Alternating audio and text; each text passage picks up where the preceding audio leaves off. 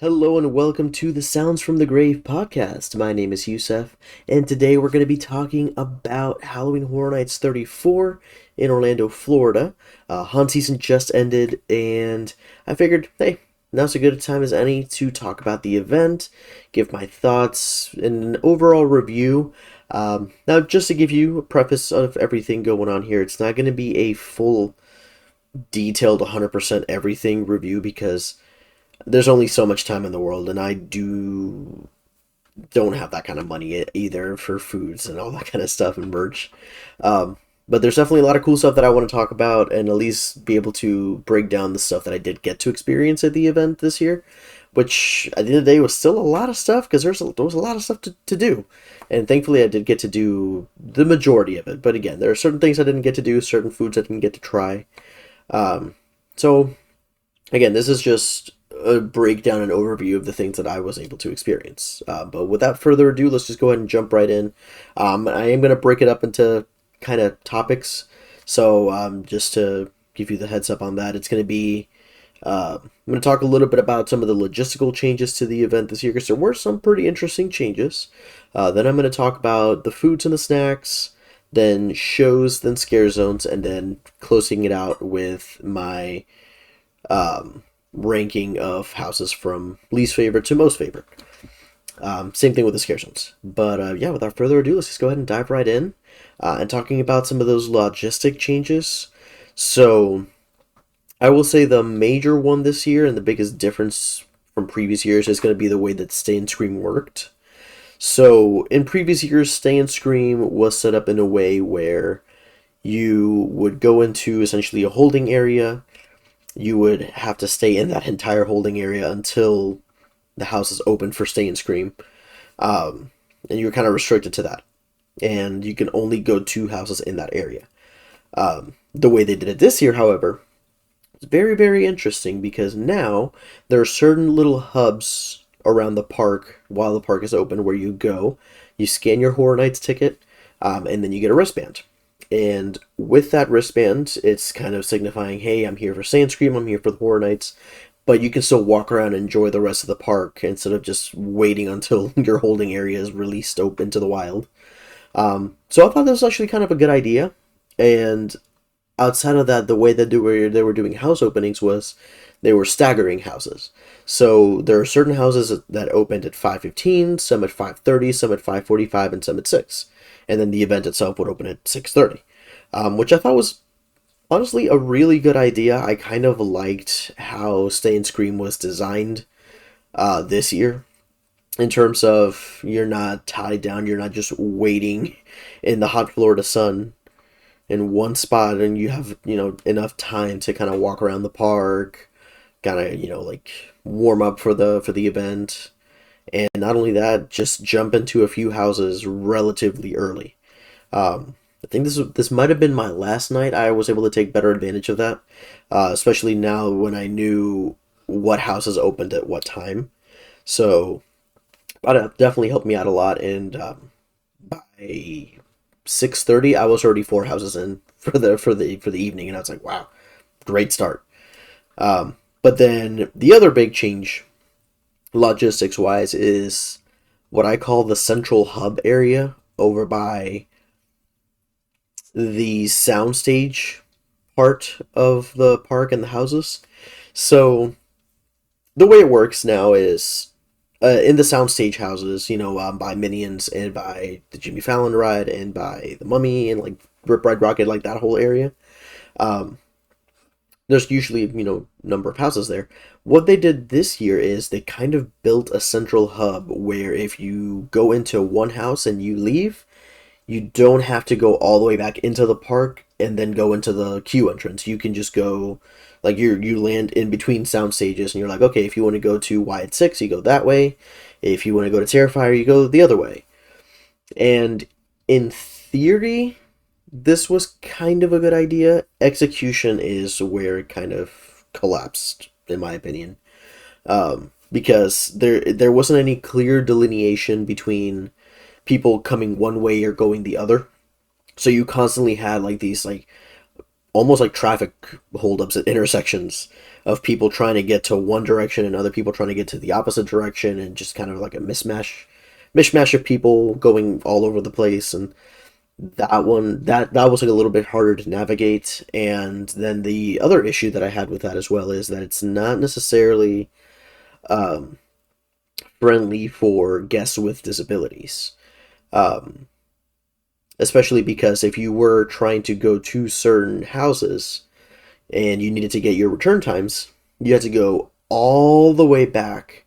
For example, actually, that's a good example. I'm going to use either Five Nights at Freddy's or Horrors of the Y at 6, where you had to make a pretty significant walk, or ride in a wheelchair or what have you, to the house entrance, so then you could get your return time.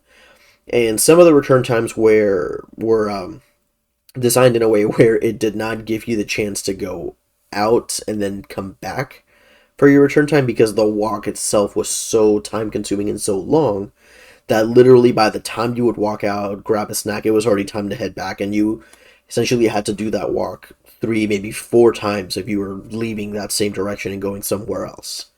So that's where I think the issue needed to be mitigated a little bit better. Maybe having those return time options in front of where the pathways were going to, instead of at the actual entrance to the house, would have been a little bit easier. Hopefully, Universal listened to that feedback there and will be able to mitigate that in the future. Um, but logistic wise, I think those were the two major things this year, and yeah, they were kind of yin and yang. Or one of them, at least in my opinion, again, this it worked quite well with Stay and Scream, but then Central Hub was just kind of a mess of just masses of people moving, especially on the busier weekends, on your Saturdays, and as the season went on and it got busier and busier, it got even crazier. Uh, but yeah, those are our logistic changes. Now, moving on, I do want to speak about some of the food and drink options, which there were plenty. Again, I did not get to try every drink or every food, um, but I will talk about and rank, or not rank, but rate the ones that I did get to imbibe and try. And the way I'm gonna set this up, I'm gonna go around the park itself, essentially stopping at every booth along the way and telling you what I had from that booth, what I thought about it. Also, there's my dog in the background, just up to no good. Um, but yeah, starting off, we're gonna do the Cursed Carnival. And over there, the only food that I had from that car, or actually something before I even begin that, something I do want to mention as well was I am somebody who does not drink. I am sober. I don't drink any alcohol. I was very, very pleasantly surprised by the amount of non-alcoholic mixed drinks or mocktails that were available at the park, at the event this year. It was a really large amount of mocktails, and I'm so very happy that we had so many options in that regard as well, for those that do drink alcohol. Um, so major props to Universal on that for being inclusive in that respect, in terms of those that do not drink and still want to have the fun of a mixed drink without the alcohol. But starting off, we're going to go to the Cursed Carnival, which is one of the Terrifier themed food booths. And there was only one thing I got to try, which was the Death by Cheese Stick, which was a giant mozzarella stick with a sriracha marinara, I think, or a spicy marinara dipping sauce. Um, so I did try that, and it was okay. The actual mozzarella stick didn't really have a whole lot of flavor. It was very crunchy, it was very crispy, I'll give you that. But the actual flavoring wasn't really there unless you dipped it in the spicy marinara. That actually gave you like a kick of that flavor. But outside of that, it was a little bit bland for my taste. Like, I felt like I needed a little extra something something outside of the sauce, where you can eat it by itself and be like, okay, this is still good. So the fact that you kind of needed to dip it in the sauce just to get the flavor of it, um, really hurts the overall experience of it. So that one I ended up giving a solid 6 out of 10. Um, but moving on to, actually, you know what? I just realized I don't have this in any kind of order. I think I actually pulled this off the website and just based on the list they had on the website, so I'm just going based off of that. So I do apologize if they're kind of all over the place. But next to that, after that, we're gonna try out the Cat Lady of Crooked Lane food booth. There's one thing that I also got to try from there, which was the Flaming Hot Birria Ramen. I was not expecting to like the ramen as much as I did. It had the birria was actually really good. It was really juicy, really tasty, really savory birria taste. Um, the flaming hot was definitely flaming hot. After a while, I was starting to sweat a little bit. And the ramen was pretty well. It was nice and tender noodle. It wasn't anything like undercooked or anything like that. Um, I will say it is not designed for one person. It is definitely designed for two or more because the portion is huge, which definitely explains like a little bit of the steeper price because it is a little bit on the it was a little bit on the pricier side. Um, but overall, it was definitely worth it because the amount of food that you get definitely is feeds two people easily. Um, yeah, it was great tasting. Like I said, after a while, like I'm not a huge fan of spicy food, so after a while, I was just my head was just sweating. So I was like, all right, I need a break. But overall, really tasty birria, really well made ramen. The flaming hot was definitely there. Great portion. So this one gets a solid 8 out of 10 from me. Um, Definitely would try that again. Maybe if it was a little bit less spicy, so I can enjoy the rest of it. But moving on, we're going over to the El Artista booth. There were two things that I tried there. So starting off, we're gonna try the art. Oh, I started off with the artist palette, which is little churros with separate dipping sauces. There was a dulce de leche dipping sauce. There was I think it was a raspberry dipping sauce, and I am gapping on the third one. Um, but overall, it was solid. Portion was relatively small though. The sauces were good. There are some that like, can't remember what that third one was, but it was okay. The dulce de leche was my favorite. I think that's just a personal preference though. The raspberry was pretty good. It had a nice little tart flavor that really matched the cinnamon sweetness of the churro very well. So definitely one of my one of my highs in terms of a dessert plates because that was really the only thing I got food wise from there. But then moving on to the drink, I had the No Booze Brew, which was one of the mocktails this year, uh, and that was a very good drink. It was very refreshing too because it had a nice fruity flavor because it was almost like a wine with like fruit flavors on it, and I think it also had like a little skewer of several fruits. And it ended up being really good. It was really like, especially in that when the humidity was starting to hit pretty bad. It was very good, very refreshing. So that one I ended up giving a 9 out of 10. Oh, I'm sorry, I forgot to say the artist palette got a 7 out of 10 just because of that portion really brought it down, and personal preference wise, the sauces were outside of the dulce de leche. Um, but the new Nobu's Brew got a 9 out of 10 for me, which I thought was great. I wish I had tried it more, or I had the chance to get it more than once. I mean, I did get it the one time and it was great. But moving on to the Wyatt Six booth. This one was another one where I didn't have any of the actual food items. I just had the dessert, and that one I mostly tried because I'm not a big fan of it. But we're going to be talking about the carrot cake. Um, this one is more honestly a personal bias. I'm not a fan of carrot cake. Somebody in my party had it, and I just took a couple bites from theirs because they offered. I didn't just steal their food. But it was all right. Again, I'm not a huge carrot cake fan. I do like the fact that it was deep fried. I thought that was a nice little twist on it. But overall, again, not really my thing. I gave it a 7 out of 10. Now, moving on though to the mocktail, the Let Me In. Oh my god, what a drink! What a mocktail that was. I kid you not. I am pretty sure I had the Let Me In 3 times throughout the event. It was that good. It was extremely refreshing on the hot summer day or on the humid days. It had a really nice full flavor to it. It was very kind of fruity, kind of tangy. I can't even describe it. I just know it was absolutely delicious, and I would 100% drink that again if they gave it to me. That was probably my favorite drink of the whole event. I gave this one a full 10 out of 10, guys. I could not get enough. Like, if I can find a way to make this at home, I will gladly make it for me and my friends. Um, but moving on, we have the Jason Universe booth.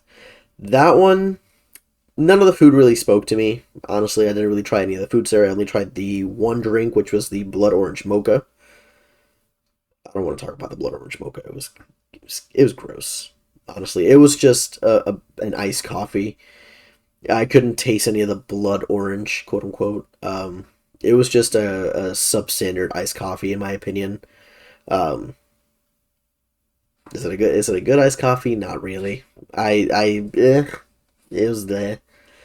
Um, and this was echoed by one of my friends at the event because we both got one and we were like, yeah, this is not good. Um, if you like coffee, if you like a bold coffee flavor where it's just an iced coffee, it doesn't taste like they added anything to it, then I guess you would like the blood orange mocha. I personally wasn't a fan of it. I gave it a 3 out of 10.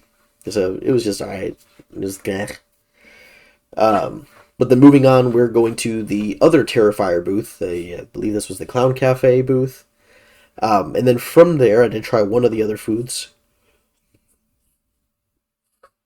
which was the bloody popcorn. Um, there was potential in the bloody popcorn, but it fell flat. So the way the bloody popcorn is set up is essentially popcorn and little bites of almost like a chicken parm popcorn chicken. So chicken parm popcorn chicken, really good, great taste. Actually tasted like miniature chicken parm. Cannot complain there. Only issue with that is it was doused in this sauce, which bled into the popcorn. And by the time you got to the popcorn was just soggy and like chewy and not crunchy like I feel like popcorn should be.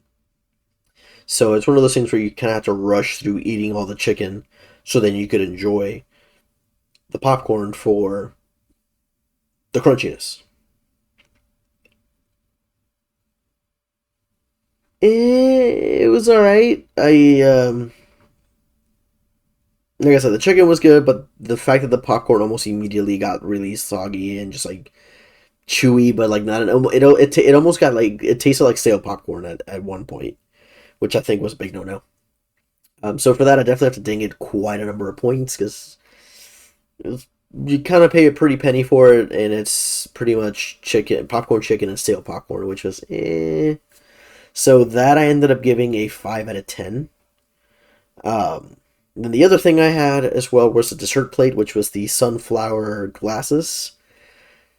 This was so disappointing. It was just a sugar cookie with yellow frosting on it, nothing special. It didn't.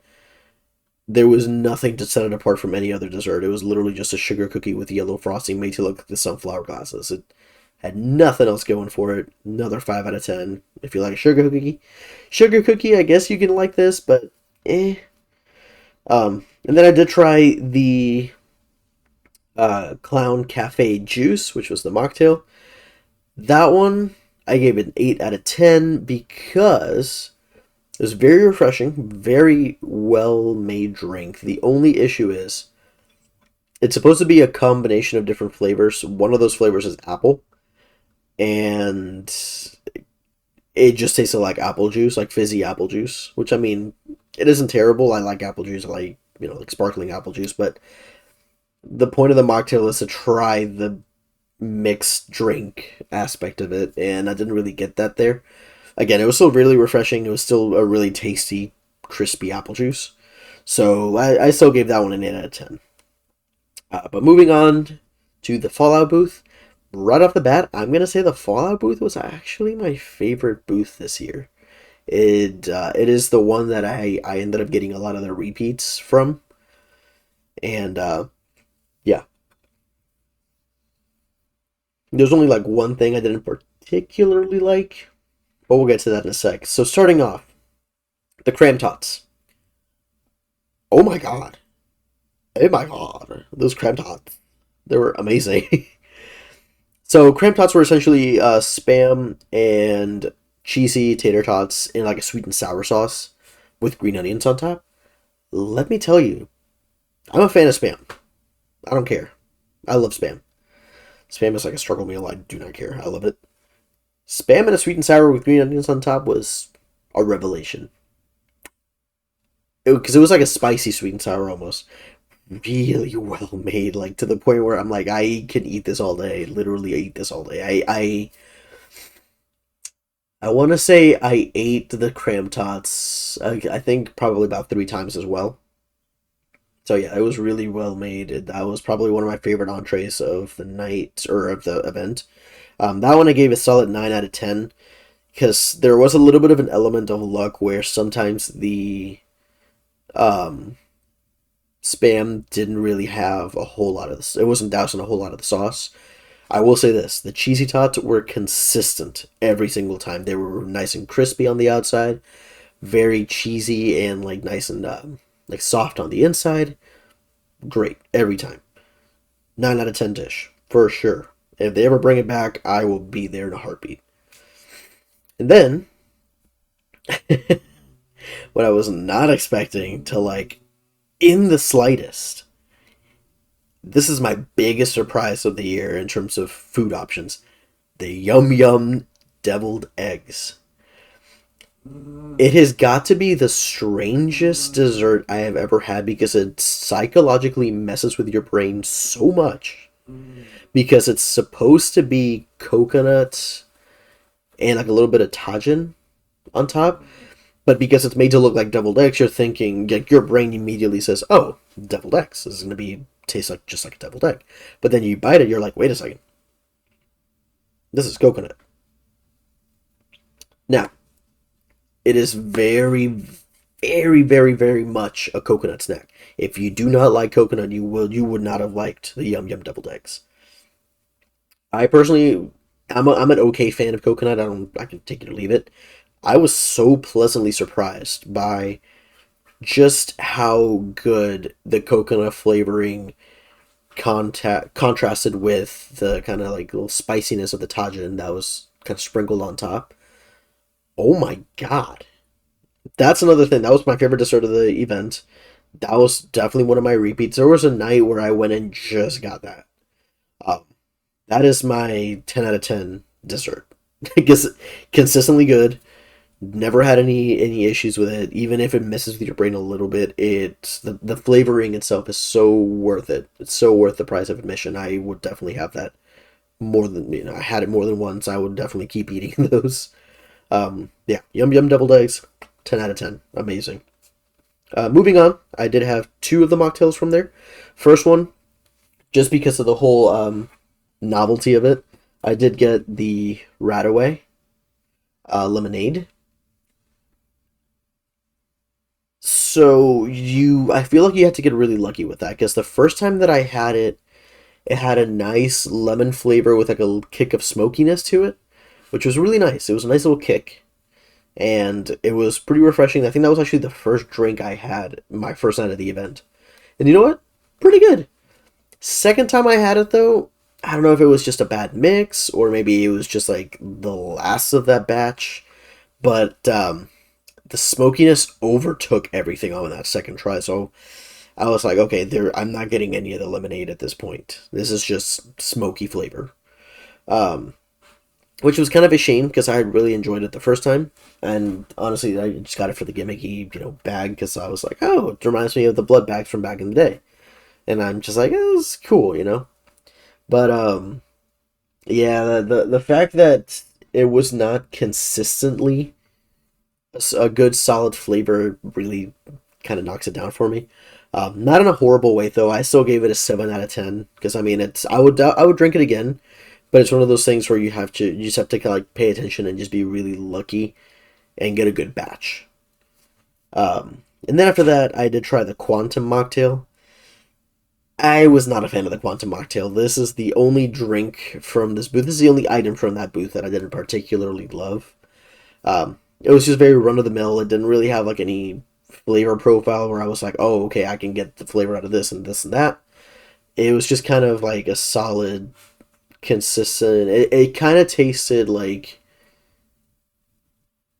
watered down Powerade, like Blue Mountain Powerade, and is can't and it wasn't great, but yeah, that was really the weakest thing out of that food booth in my opinion. Everything else was pretty good. Everything else was decent. It's especially those deviled eggs. Oh my god, and the creme tots. Oh my god. Anyway, moving on to the next booth, or restaurant, I guess. But Louis was converted into a Five Nights at Freddy's overlay. Um, I did go out of my way to not eat that spaghetti pizza. That thing freaked me out. I took one bite out of it, and I did not like it because I had somebody from my party had taken it, and they were like, they were like, I don't want any more of this. And I was like, all right, I'll give it a try just to see. The meatball was disgusting. That meatball tasted just like frozen meat. It did not taste good at all. I don't know why some people were raving over it. I didn't. I was not a fan. I thought it was kind of gross, to be honest with you. But anyway, I digress. Um, I did get the two mocktails that they had, which was the sour lime. I think it was the icing. Let me read this through. The sour lime tang, excuse me, and then the strawberry soda. Sour lime tang was pretty good. It had a nice, like, tangy flavor, as the name implies. It almost tasted like a Jolly Rancher, like a green Jolly Rancher. It was pretty good. I liked it. Really refreshing. Good, nice, like, strong taste to it. It didn't feel like it was watered down in any way, shape, or form. Pretty good. 8 out of 10 for me on that. Strawberry soda, on the other hand, that was legit like drinking the best Jolly Rancher. 9 out of 10. Nice, flavorful just concoction of a drink. Um, Also, really, that was the best thing about the mocktails. A lot of them were very refreshing in that humidity. Um, the strawberry soda in particular was really good. Right outside of Louis, we were just watching people go into the line for Jason, and I'm just sipping on my strawberry soda, having the time of my life. Really good drink, solid 9 out of 10. But moving on, that was actually all I had food wise. I know there's plenty of food booths that I didn't really get to try. Um, there were some that I just like didn't really capture my attention, like the dolls booth didn't really capture my attention. There wasn't anything in the El Artista booth that I really want to try outside of the artist palette. I'm trying to think of what other food booths. Oh, like I said, the Friday the 13th food booth didn't really capture my attention. There wasn't anything there that I really wanted to try. So those I just, I was like, if there's nothing I really want to try, I'm not really going to throw my money in there for those. But anyway, moving on to shows and entertainment. So these are all the shows that I got to watch. I didn't really get to watch everything, but and entertainment, because there are certain things that I thought were considered scare zones until I looked them up on the website, and I guess they weren't considered scare zones. So that's why I kind of lumped them into this. But starting off with right off the bat with the big guns, Nightmare Fuel Circus of Decay. So this was a very fun experience with some really terrific acts. I'm looking at you, contortionists. You freaked some people out. I was all for it. That was incredible work. Whoever that performer was, honestly, all the performers every year. Nightmare Fuel every year is consistently fun to watch. The performers always put their all into everything they do, and I'm so happy, like so proud of them, and so in awe and in admiration of all of the amazing work that they put into the events and the choreography and the set design, the pyrotechnics, the dancing, the just everything, the music choices. That one thing about me, right after I watch Nightmare Fuel, I usually on my ride home, because somebody's already made it. Somebody's already made a Spotify playlist of all the music, and I'm blasting on my way home because it's a blast. Literally, it's a good time. But this year, the tracks themselves were really memorable. The dancing was great. My only issue with the story is it was pretty much the same concept as last year. I didn't feel like I feel like last year's story had a bigger impact, at least on me, than it did this year. Um, I thought it was all right. It could have been a little bit better. Could have been a little bit stronger. The setting was fun though, kind of like the circus, like the Twisted Circus theme. My only issue is I feel like that's been seen so many times already. I would have liked them to try something different. Not sure what it could have been. Maybe just other themes to explore. Maybe we'll get some more variety next year. But overall, really fun event. Like I said, great music, great acts, terrific choreography. This is a solid 8 out of 10. I watched it I think twice, maybe 3 times. Really fun time. All three or 2 times. I can't remember again how many times I watched it. But anyway, moving on. The next show was Hontophonic, which was the fountain show. That one I didn't really get a chance to watch, mostly because I was always on the move. I was like, all right, what's the next house? What's the next scare zone? Moving on, moving on. I was kind of rushing through the event at certain points, um, which is a shame because I really wanted to see Hontophonic. I have heard pretty good things about it. The overall vibe was great, at least in terms of like the decoration for it. I'm a big fan of like 50s and 60s rock and roll with like the horror vibe to it.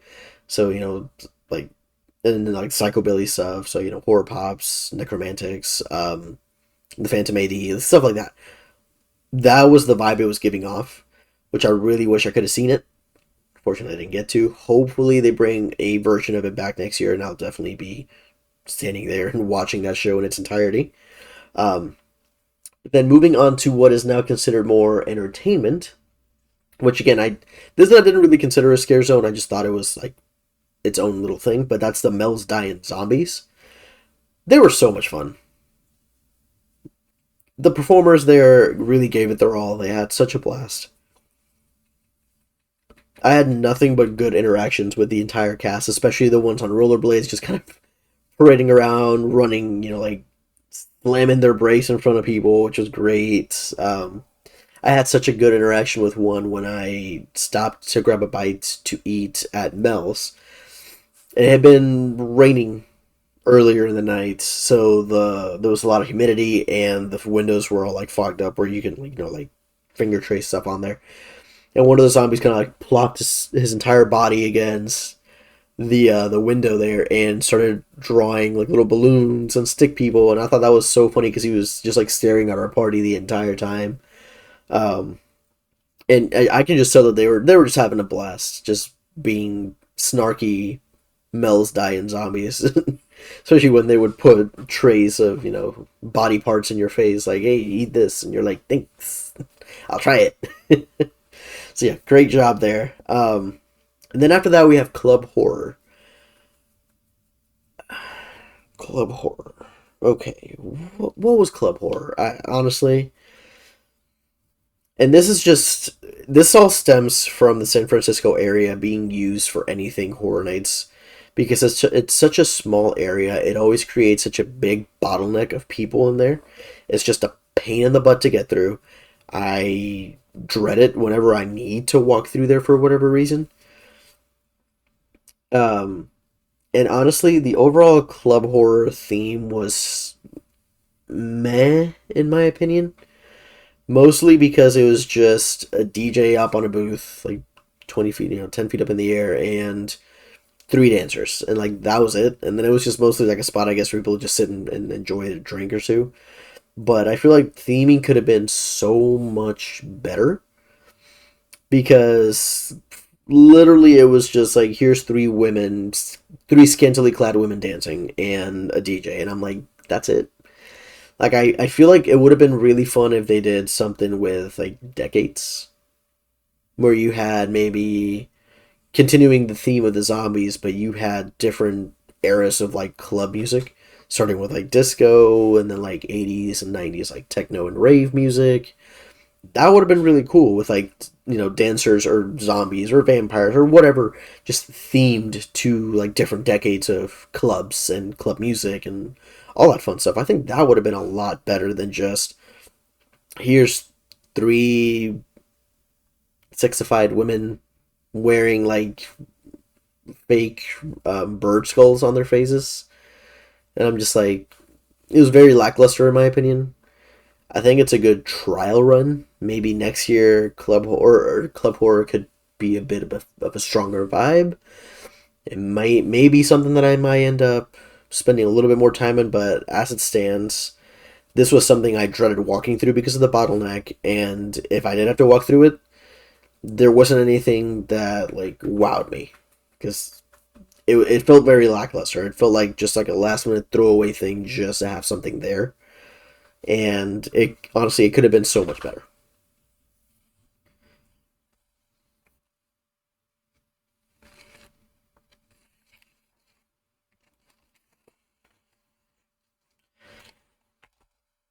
Moving on now to our scare zones.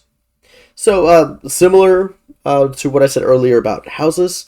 So, the scare zones, I'm going to be listing from least favorite to most favorite. So, again, this is not me disparaging the houses themselves, or not the houses, the scare zones. Because they're all terrific scare zones. There were just some that I liked the most, and some that I didn't like as much. In terms of just like what was the walkthrough experience, what was the theming like, and how cohesive was the theming and the props and everything like that. So, starting off, we're going to start off with the origins of horror. So, I hate putting this as quote unquote least favorite because it's not least in any way, in any way, shape, or form. Um, because it had obviously that's where we have our neon archway that says Halloween Horror Nights on it. We had the crows on stilts, which were pulled from Hollywood, if I'm not mistaken, and they looked incredible, especially when you got to see them up close and they had like little bits of like gore stuck in their beaks and stuff. I thought that was really cool, really nice little detail. And then you also had the gargoyles, which were I think one of the highlights of the event in terms of characters and performers because they were just so nice and like willing to take all these really cool pictures and videos. But the set, the creature design and the costuming and everything was really well made. There's my other dog. um, so overall, I thought that was great. The only issues that I had, again, is the same thing with the uh, bad bottlenecking, and this is just again part of that area because you had all of these little like statues signifying all the different IPs, and then you had like almost it looked like a miniature parade float right in the middle, and it was causing this pretty nasty bottlenecking situation. Um, I feel like if that could have been turned into more of an archway, it would have been mitigated somewhat. Um, but architecture wise, I thought that was really cool because it was all designed around um, a observatory in the house from El Artisa, which ties into the overall event. Um, with like this really nice like gothic stained glass architectural look, which I thought was incredible work.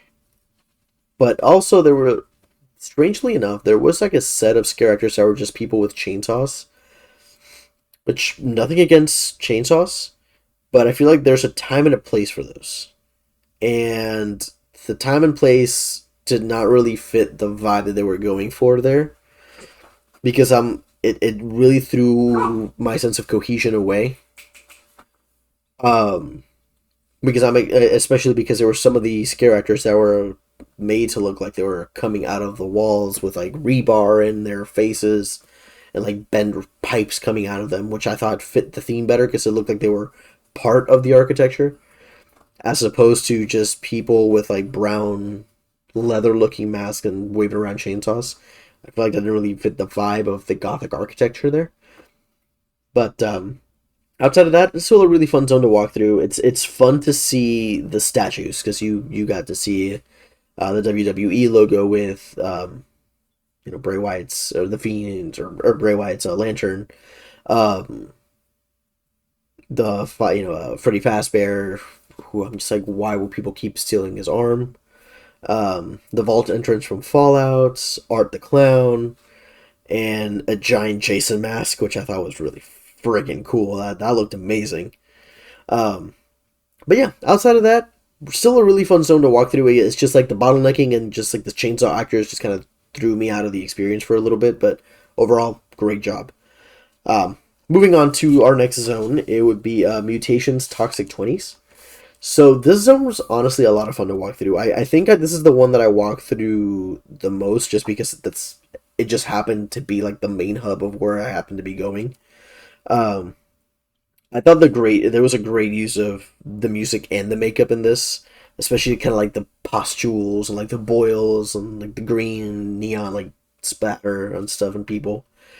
I thought that looked really good. I love the overall use of 1920s and 30s style music. Really fit the vibe quite well. Um, and I also did like the small hints of the larger lore. If you're a fan of lore like myself, a couple years ago there was the bug house. We can't remember the name of it right now, but um, I remember BuzzCon. They were the ones that introduced like this pesticide that ended up mutating all these bugs in this house, oh, which was just like 50s monster creature feature goodness. Um, it turns out it's the same company that creates the mutations here because of a chemical spill. I don't know what the company's up to, but they need to step it up before they report to the Better Business Bureau. Um, my only issue with the zone is that it was a lot of fun, but there wasn't a whole lot of a creepy factor, which to me is, I feel like it leaned into one thing more than the other. I think it leaned a little too much into the campiness and not enough into more of the creep factor of it. Don't get me wrong, still a lot of fun. There were some creepy elements to it, but I feel like if they ratcheted up the creepiness just a little bit more, the zone would have been a lot stronger and might have ranked higher. I'm not sure yet, but as it stands, that's kind of where I put it, just like right in the middle. It was fun to walk through. I love seeing the set design. I love interacting with the characters. But they're just, for me at least, it was missing a little bit of that creep factor that really sells the zone. But moving on to our next zone. So this is actually really neck and neck for me between these two zones. Um, but if I had to give runner up, and it's a very, very, very, very close runner up, it's Masquerade Dance with Death. So right off the bat, this zone had the best costume design. It has some of the best acting job from scare actors that I've seen. Not necessarily interactions, but actual like them diving into their characters. Because it was all a vampire themed masquerade ball. The music was incredible.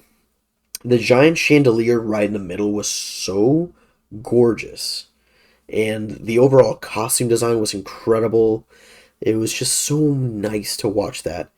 And the overall just like vibe and feel and interactions you got with those actors were so much fun, and just the overall like fabulousness of this house. You felt, or not house, zone, but you felt so fancy walking through the zone. You felt so, what's the word, elegant, you know? It was such a nice little touch to feel elegant while walking through one of those. Um, Great work with to all his characters in Masquerade, honestly. If it wasn't for this next zone, this would have been my number one for sure. But my favorite zone this year, the Cat Lady of Crooked Lane. Oh man, what a fun zone to walk through. Um, I will say, depending on where you started your walk, it was a little bit different. I personally loved coming in from Mel's and then ending up by DreamWorks. I was about to say Woody Woodpecker Kid Zone. That's not the name anymore. By the DreamWorks slot or whatever it's called now. Um, but what I really liked about this is the whole twisted fairy tale vibe. The creep factor was really there. One of my favorite aspects was the fact that it told a story as you were walking through it, literally and figuratively. And from a visual perspective, and from a costuming perspective. So, from a visual perspective, it was literally like this was a fairy tale. There are pages from the book, from the fairy tale, telling you the story of the zone and telling you the story of the cat lady of Crooked Lane, and like what the story really was. But then one of my favorite things is as you're walking through it, the costume design for the scare actors was slowly transitioning into full cat. Because the whole story is the cat lady of Crooked Lane would lure children into her house, make them drink a super stew that would turn them into cats. So what I thought was really cool is as you walk into the zone for the first time, all you're getting is just your regular trick-or-treaters, wearing like it's like kids in like animal masks, which is creepy, but sorta normal. But then about halfway through the zone, you encounter a different type of scare actor. And then these scare actors are like half human, half cat, like they're halfway through that transition into cat, which I thought was really cool because some of them are like you're starting to grow a tail, some of them are starting to grow claws, some of them have cat noses, but like other human features. So it's really nice to see how like kind of the transition into it. And then by the time you get to the cat lady's house, they're full on cat. They are full on giant cat, especially favorite ones by far were the hairless cats because they looked so freaking cool. Like I thought that was so much fun. And then the cat lady herself, the makeup work was really well made here. I just had a blast. Honestly, I think I watched that show twice. Like the overall like mini show where she turned somebody into a cat. I watched it twice, and then I walked through the little side hallway that they made, where you literally get like triple teamed by cats on triggers. So that was a really fun zone. Like I love the vibe of the zone. I love the whole twisted fairy tale aspect of it. The little mini show was a lot of fun. The makeup work was really well made as you transition from one end of the zone to the other. So overall, I could not get enough of that zone. Major props to all the performers and all the performers in all the zones. Major props to creative with the set design and coming up with these great stories for all these characters. And just major props to anybody involved in these scare zones. But yeah, amazing work all around. But yeah, Cat Lady of Crooked Lane was my scare zone of the year, for sure. But now, the moment that we have all been waiting for. It is time for the house ranking. So, very similar to what I did with the zones. This is going to go from least favorite to most favorite. So, again, I didn't find anything bad with the houses, and this has nothing to do with performers, because performers are always the heart and soul of any house you go through. Doesn't matter how much you enjoyed or didn't enjoy a house, the performers are what made it amazing, either way. So this is nothing against scare actors. I love every single one of these scare actors that work this event. So this is me more going off of if it's an IP, how will the IP translate over into a house? Overall length of the house somewhat. It depends on how long it feels, because there are some that feel short, there's some that feel long for various reasons. And also, how much fun was it to walk through the house? Not necessarily with the actors, but just like enjoying the environments, enjoying the set design, that sort of thing. So, starting off with my least favorite house, and right off the bat, I know this is going to be a hot take. I'm prepared for this. I am prepared for the online discourse. I am prepared to be attacked. But my least favorite house this year was Five Nights at Freddy's. This house... Okay. Let me start off with the positives. The facades.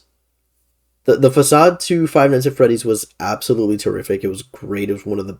I will say, just about every facade this year was really, really cool. This is no exception. It's a great facade because you're literally walking into Freddy Fazbear's Pizzeria. No complaints there. The first room after the facade, no complaints at all. Because you're walking in front of the pizza parlor, you're walking right past the animatronics singing Talking in Your Sleep by the New Romantics, I think it was. Maybe? I can't remember who sings that, but Talking in Your Sleep. Which I was like, okay, this is cool. Okay, this is a good start. I like this like abandoned pizzeria with these, animatronics that are like randomly turning on and singing this song. We're off to a good start. However, the rest of the house is literally just like, oh, here's backstage of this pizza parlor. There wasn't anything else to it.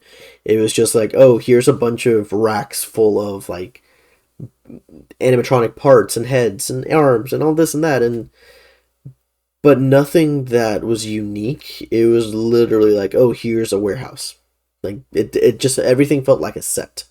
It didn't feel like I was really in a different location.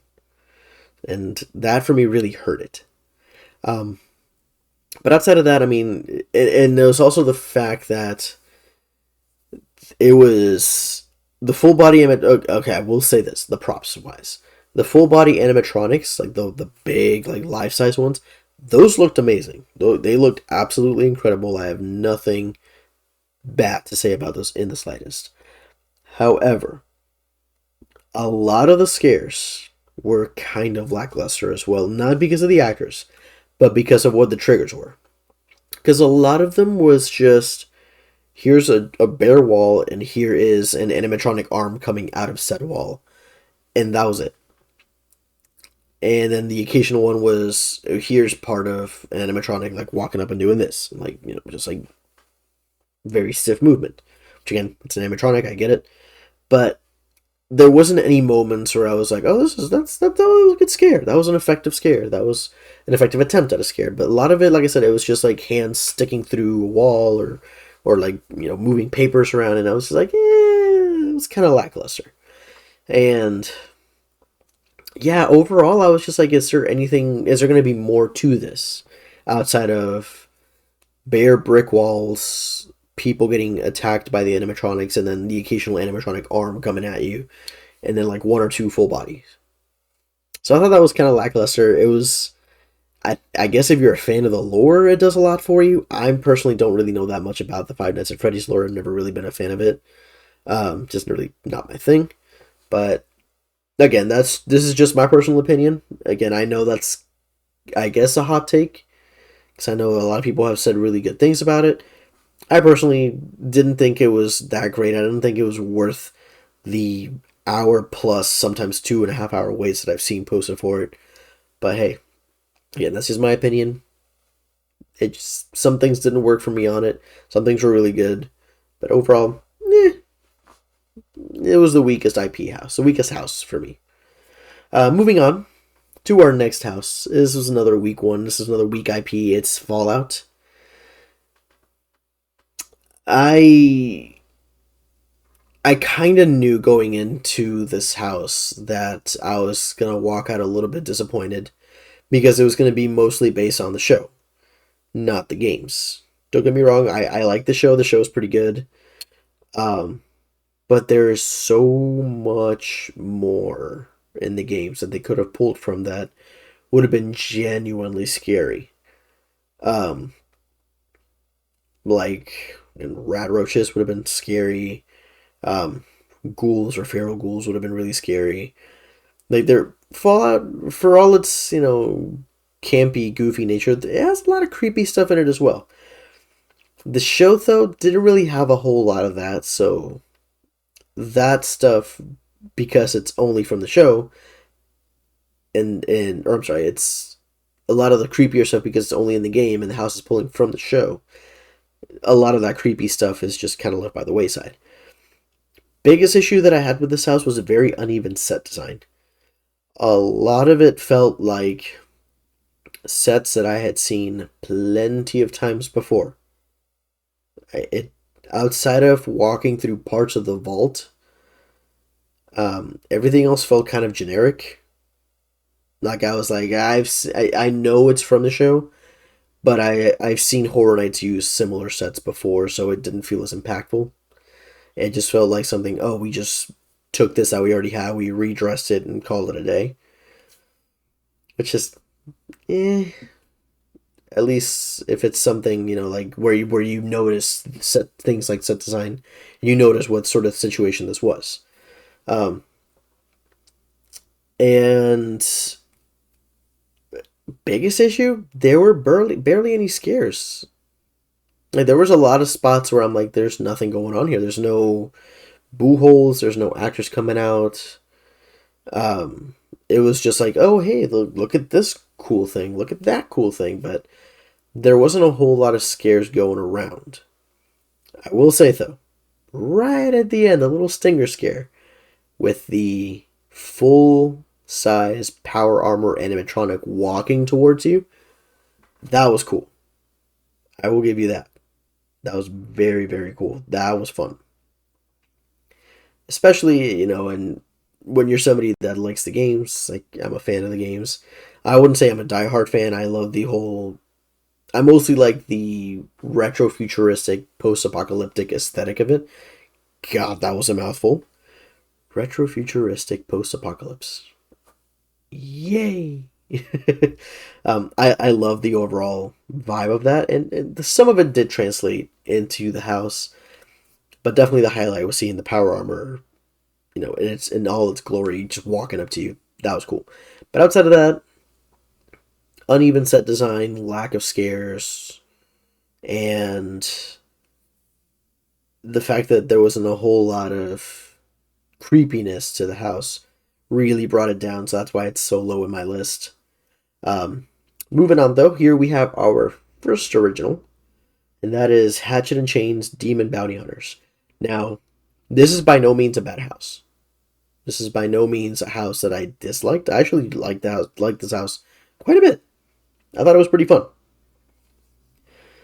I actually would say I think this might have been the house that I had the most original house that I had the most fun walking through. And my whole thing is I know about Hatchet and Chains because of Slaughter Cinema. This is the because okay, so if you don't know Slaughter Cinema, it was a little they did it twice. It's Slaughter Cinema and Slaughter Cinema 2. Hatchet and Chains were from Slaughter Cinema 2, and the whole concept of Slaughter Cinema is you're at a drive-in and you're literally going through scenes from different movies that are playing at the drive-in, almost like mini trailers. And Hatchet and Chains was one of those movies in Slaughter Cinema 2 that got pulled and turned into a full-length house. I like the idea. I don't think it's the first time that they've done it. I feel like they've done it before.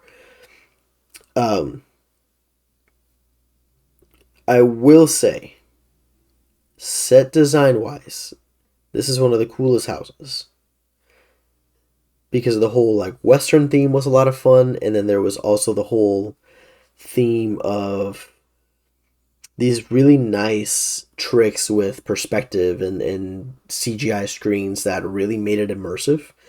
Like there is a scene where I think it's supposed to be a train station, but there's a train speeding past you, and it's shown through a screen, but it's shown in such a way where they added like puffs of air and sound and all these great things to make it a lot more immersive for you. And I thought that was really cool. The costume design was pretty good. The demon design was really fun because they went for like,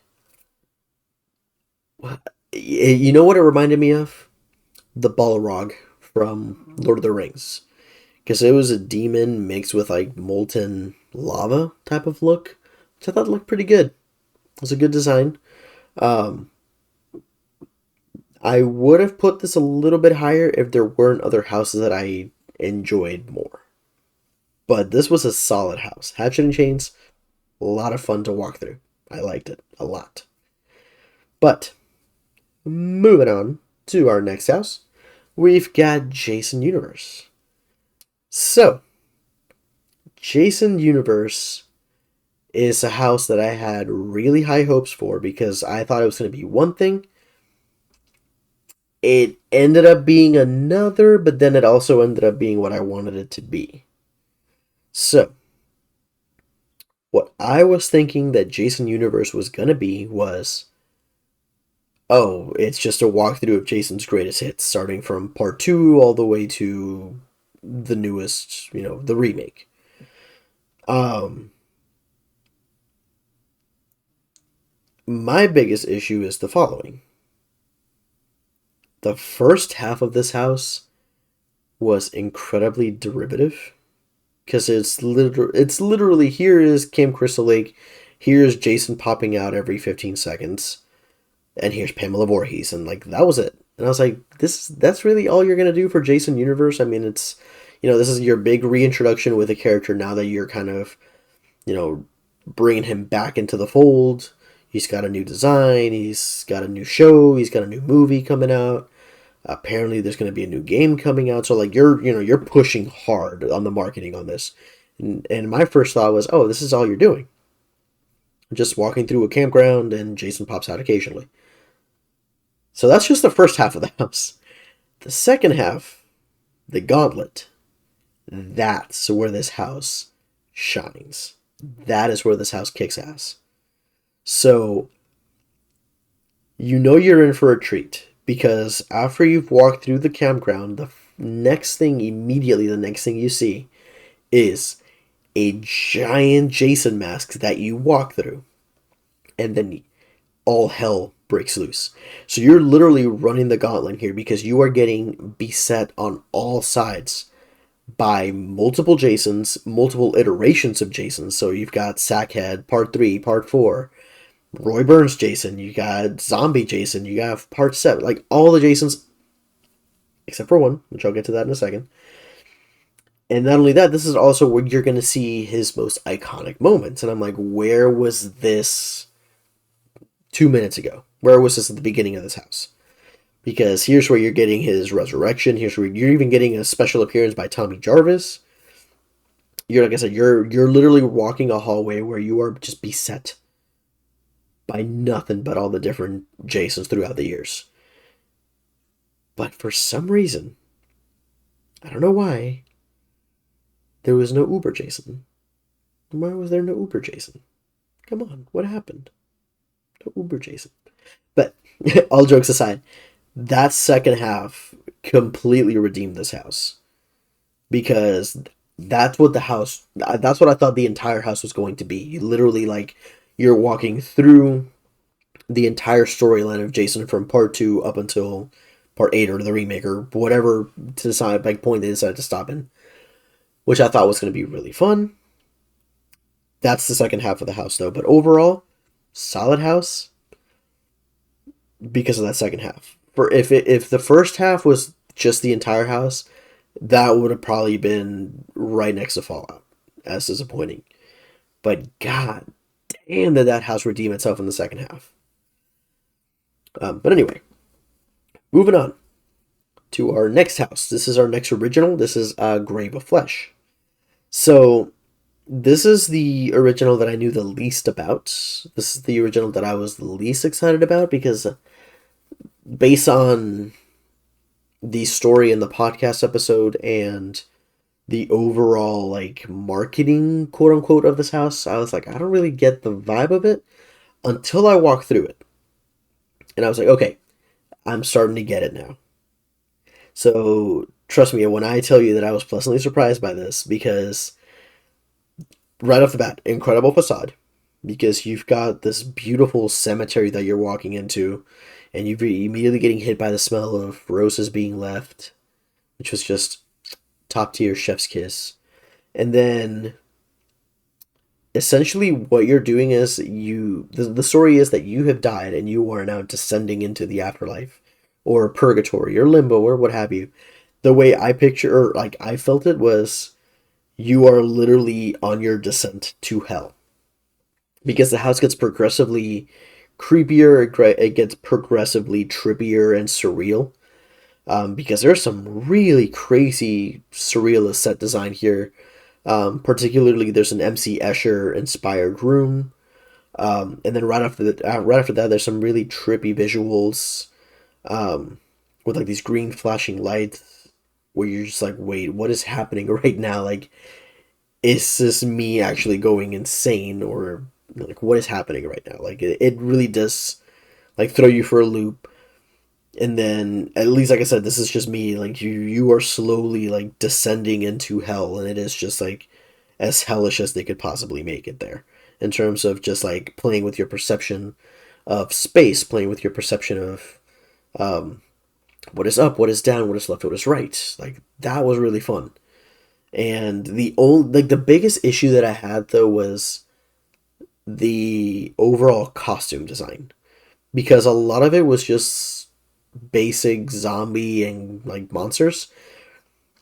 I feel like it would have been a little bit better if the zombies or whatever they were going to use got progressively like uglier as you went down, because you know you're descending into the afterlife.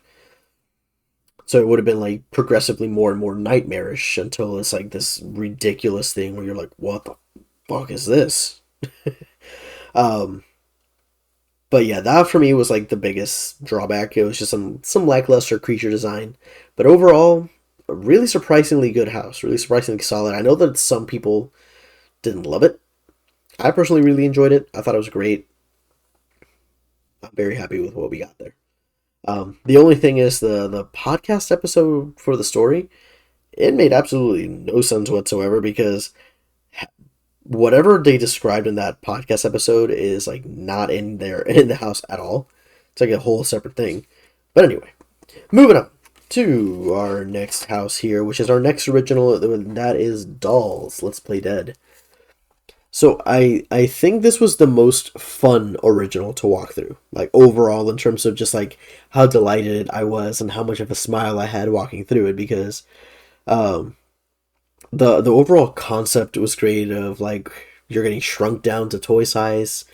It felt like Toy Story from hell. It was great because you're toy size, so you're interacting with, GI Joes, Ken dolls, Barbie dolls, like little what's the word I'm looking for, like little rag dolls and like that sort of like teddy bears and that kind of stuff, and baby dolls. Ugh, baby dolls. um, so one of my favorite things about this house is how the makeups and the creature design got progressively creepier as you walk through. Because at first it starts off with like, oh, just like dolls that have been put through hell and back. Because everybody abused dolls at some point or another. Like you twisted them around too much. You threw them against stuff. That's you as a kid just playing, right? But then they get progressively creepier because you've got some that have been burned, so they're like all waxy and just like melting. You've got some that apparently Sid from Toy Story got a job at Universal where he was just like splicing toys together. Um, and then you've got some that are just like plain demonic looking toys like evil teddy bears and all that stuff. Um, Something that was also a lot of fun too is there was a very creative use of screens here, because again, you're shrunk down to toy size, so you're walking through like dollhouses. And through the dollhouse windows, you have, this girl like looking at you, like she's using you as her plaything now. And I thought that was really fun. If out of all things, I was like, is this what the fish in Finding Nemo felt when Darla came over? Don't know why, but that was the vibe that I was getting from that. But overall, incredibly well designed house, great creature design, just a lot of fun, some really creative scares. There was one that got me consistently, and it was the giant baby head that, as soon as you cleared the sift to go into the scene, it was right up on your face, and it was so horrifying, and it made me jump every single time it got me. But yeah, no, some really fun house. I just a delight to walk through. But moving on to our next house. This is another original. This is Gulkin Monsters of the North.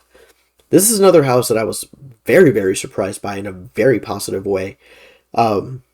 Because I was just thinking, oh, it's going to be kind of like Yeti, just like one singular creature type of deal. Oh, no, no. Oh, no, no, no.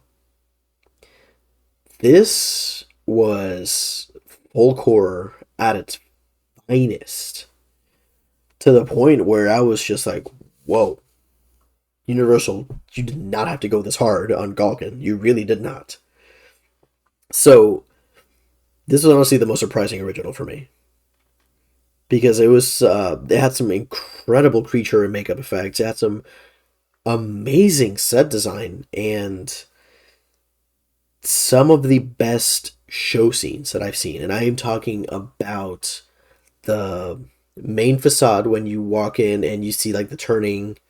I don't even know how to describe it, but it's like this turning tapestry where you're seeing the witch or the creature that like rules the land in Galkin here.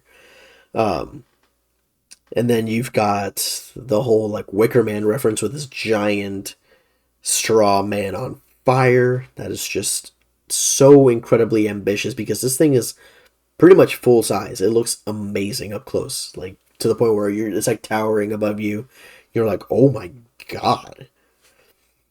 And then like it's one of those things again where it gets, as you go through the house, the makeup design gets progressively creepier, it gets progressively darker, and it culminates in what is one of the most insanely ambitious show-stopping scenes that I've seen at Horror Nights, and that is when you literally enter the belly of the beast. It is this gigantic deer demonic creature looking thing that is moving its mouth, roaring at you, and you literally go into the belly of the beast where you are also attacked by its insides. As hard as that is to explain, literal creatures that are inside the belly of the beast with you are popping out and scaring the living bejesus out of you.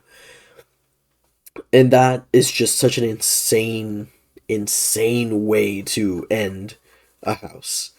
But overall, Galkin really sold me on the whole folk horror thing in here because it was like, it had slight elements of Blair Witch, it had elements of The Wicker Man, it had elements of The Ritual, which is a great movie if you haven't seen it, by the way. Yeah, just absolutely incredible work, incredible set design there, so major props to Universal on that one. But moving on to our next house, that is Terrifier. So, this was my most anticipated IP. I'm a huge fan of the Terrifier franchise. I love Art the Clown. I have met, I don't know if you can see that behind me, but I've met Damien and David Howard Thornton. I haven't put them up, but I did meet Elliot Fulham and Lauren Rivera at the last convention I went to. I need to put those pictures up. But I'm a huge fan of the franchise. So I think Art is a modern horror icon. He's already up there to me with Freddy, Jason, Chucky, Leatherface, all those. He is like the new face of horror right now, which I think is amazing. Um, I, this house was so much fun to walk through. This was everything I wanted. It's essentially a greatest hits house. So this is where you get to walk through all of Art's most famous moments, most famous kills, and the interactions that you get to have with the actors is so incredibly fun because it isn't just a trigger and they pop out. This is a trigger, they pop out, and depending on how you react, they'll react with you, or they'll make fun of you, or they'll, if you react to them, they like play around with you. There's a lot of improv, kind of like back and forth, which I thought was so much fun. Like there's one of the scenes that you walk through is essentially the bedroom scene from Terrifier 2, if you know, you know, where, this poor girl gets flayed, gets thrown bleach on, salted, cut open, all kinds of horrible stuff. And when I was walking with a group of friends of mine, we get to that scene and Art is just holding a little bottle of, bleach, and we're like, go for it, and he just goes, yeah, you want me to go for it? And we're just like egging him on, and he goes, and we start laughing. He starts like, doing his little laugh. That to me was so much fun, just how interactive the house was. In terms of every time you walk through it, you maybe get a different experience depending on what happens in the house. And again, it's so much fun getting to like walk through all of those iconic moments from the franchise, like the Clown Cafe, um, the bathroom in Terrifier 3, which stanky stanky, you know what I'm saying? Um, the infamous hacksaw scene from the first Terrifier, stuff like that. Like all pretty much all the greatest hits you'll walk through. And then it culminates at the end with his art just up above in his domain. And of course, dry path or wet path. I chose the wet path every single time because I needed to. It was without a doubt such a fun house. It was one of the most fun. It was one of the most fun experiences I've had walking through a Horror Nights house in my entire. Um, I'm trying to think of the word now. In my entire time, just walking through the event in general. Um, Not just this year, but just throughout all the years that I've been. This was one of the most fun. But yeah, Terrifier was just absolutely incredible, top tier IP design. I am so glad that it won House of the Year. It's very well deserved. Now, was it my favorite house this year? So close. So still got two more to go through, but this one was so close. But moving on to my second favorite house of the year. This is my runner up for my personal house of the year, and that is El Artista. This was actually my most anticipated house because I already knew who was going to be behind it in terms of creative. Nothing but pedigree. So you've got Chupacabra, you've got Dead Man's Pier, Dead Man's Wake. I can't remember what it was. It's like one of the most stunningly beautiful, like hauntingly beautiful houses Horror Nights has ever had. So I had high hopes going into El Artista, and I was so not disappointed. Incredible story, incredible architecture, just terrific use of space. That to me is one of the craziest things about El Artista is its use of space because it has these your basic Horror Nights, like house moments where you've got like these cramped halls with boo holes, but then it somehow just opens up into these stunning show stopping scenes. Um, like when you open up into like a center rotunda, I want to say it was. Oh, can't think of the word, but it's like in the middle of the house itself. There's an outdoor fountain and statues come to life, and there's this like there's this sense of verticality because it's supposed to be a two-story house, and you see things happening in that top story even if you're on the first floor, which I think lends so much more immersiveness to the entire experience. So, yeah, this is just an incredibly well made and just beautiful house. It had so much love and care put into it. And you can really tell, especially because Horror Nights has always done so well when it comes to just your classic ghost story houses. And this is just adding to that hallowed list of ghost themed houses that we've had before. And again, like going back to those show stopping scenes, this is from the same creative team that did Blood Moon. I think it was last year or the year before. That was one of my all time favorite houses. And this has a very similar show stopping scene where it has this incredibly disturbingly beautiful work put in. I don't even know how to describe this thing because it's like the main character Sergio, I think it was, El Artista himself, where he's like strung up by vines and he's like being possessed or killed. I don't even know. I just remember looking up at it because you walk around the whole body and you're like, oh my god, this is art. This is literal art that I'm looking at. Not Art the Clown, just art. Wow, just incredible work. But moving on to my favorite house of the year. And when I tell you I was not expecting this to be my favorite house at all, in the slightest, but my favorite house this year was WWE Presents The Horrors of the Wyatt Six. My god, what a house. So, To give you a little bit of background, I'm not the biggest wrestling fan. I know of wrestling. I sort of know like ins and outs of stuff here and there, but I don't follow it closely. I mostly just like keep in touch with like the big events, the big pay-per-views, like that kind of stuff.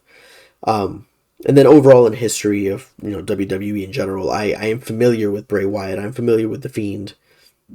I'm familiar, but I don't know. I didn't know any of the lore from these characters. Now, my first night of Horror Nights, I went with my friend Kyle, who is a big wrestling fan. He's a big Bray Wyatt fan, big fan of the Wyatt Six. So I'm like, okay, cool. I've got my resident expert with me. In line, I'm like, Kyle, I need you to give me the crash course. I just need you to give me like WWE Bray Wyatt Fiend Wyatt Six lore for dummies, which he did, which I appreciate that he did. So I had a little bit of context walking in, and then I wasn't walking in 100% blind. So the moment I walked out of that house, the first thing I did was go on YouTube, look up lore videos, look up the debut of the Wyatt Six. I looked at the Bray Wyatt documentary on Peacock.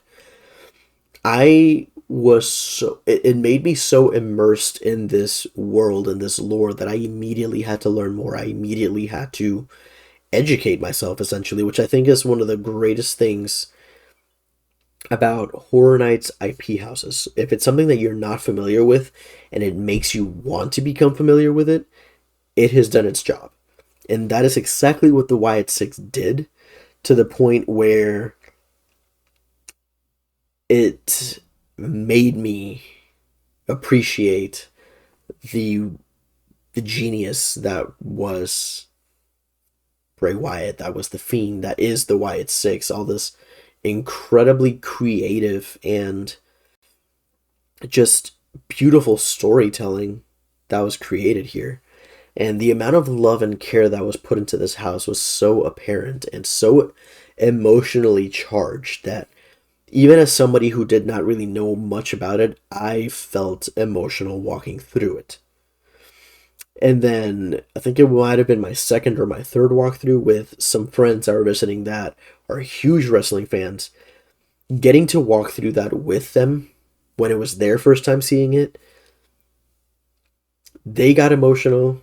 I got emotional walking through it because they got emotional, and it was such a special experience, and it's one of those moments that is a truly unforgettable Horror Nights memory for me now. So that is astounding for me to say about a house for a Halloween event at a theme park, but it gave me a lifelong memory that I get to share with some of the most incredible people in my life. And for that, it made the Wyatt Six my favorite house of Horror Nights this year, and that's really all I can say about it. Um, but yeah, that is kind of my overall take on the event this year. Again, I didn't really get to experience every single thing the event had to offer. There were certain things I missed. Like I really wanted to do the scavenger hunt where you get cards at the end. Didn't really get a chance to do that because again, I was just kind of like running around all over the place, just trying to get as much as I could done. Um, but hopefully next year, I come up with like a little bit of a better plan for that and get to enjoy the event a little bit more in terms of getting to do more things. But yeah, overall, this year was really strong in terms of scare zones and houses. The foods were, I want to say they were like a 70-30 split. 70 good, 30, yeah. And then logistics was 50-50. I liked how they did Stay and Scream. I didn't like the central hub area by the soundstage houses and how that was essentially set up. Kind of a cluster. But overall, really fun event. I give the entire event, I would say maybe I want to say an 8 out of 10.